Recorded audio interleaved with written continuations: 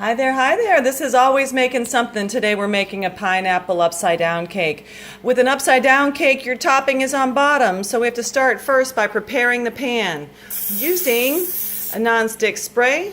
Then we have ingredients here where we're doing brown sugar combined with some cinnamon, melted butter. We're going to mix that together, and that's going to be the topping. So now you've got this brown sugar paste. Plop it in the bottom of the prepared pan. Then spread it out with a spoon or spatula. So that's going to be the topping. The butter and brown sugar is going to melt together.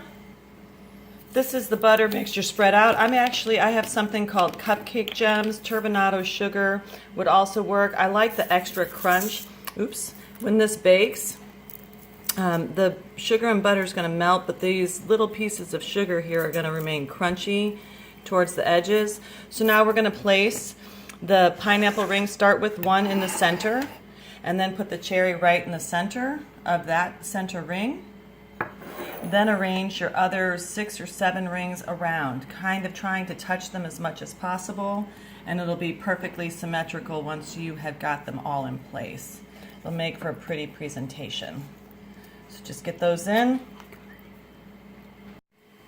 To make a cake from scratch, you're going to need these ingredients. So we've got flour, salt, baking powder, sugar, an egg, a ½ cup milk, some butter, and the extract we're using is going to be 1 teaspoon of almond. The amount of baking powder is almost 2 teaspoons.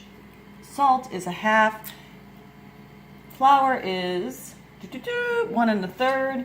And then just 3/4 cup sugar, ½ cup milk, and 1 egg. Start by putting the butter and sugar together and creaming it. Making the cake, going to cream this butter and sugar. Then you add your egg.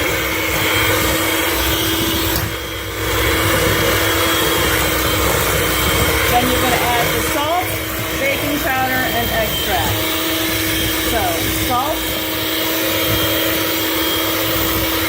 baking powder. I'm going to turn this off for a second just to talk to you about this. You could do almond, you could do rum, you could do coconut, you could do vanilla. My secret is this one. This gives it a taste. A rum extract is not alcoholic. It has nothing that will make you intoxicated, so why use it? But it imparts a really great, unique flavor, and people will say, oh, your pineapple upside down cake, what is that? What is that secret ingredient? And this one, there's 2. There's those crystal sugars, and then there's this rum extract. Ready for flour. This cake does not have a lot of flour, just 1 1/3 cup. So start with the third, get that integrated in, add a little bit of milk. So you're alternating your flour and your milk.